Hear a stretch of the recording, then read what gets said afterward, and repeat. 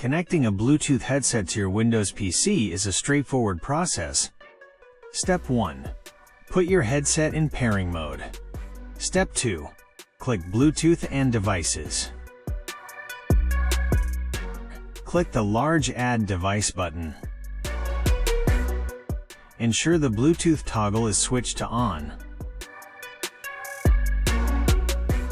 Go to Devices, Bluetooth and Other Devices. In the pop-up, select Bluetooth, the first option.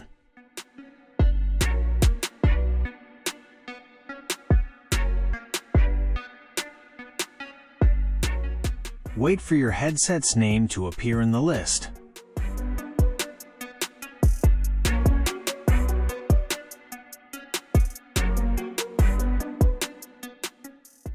Click on it to finish the pairing.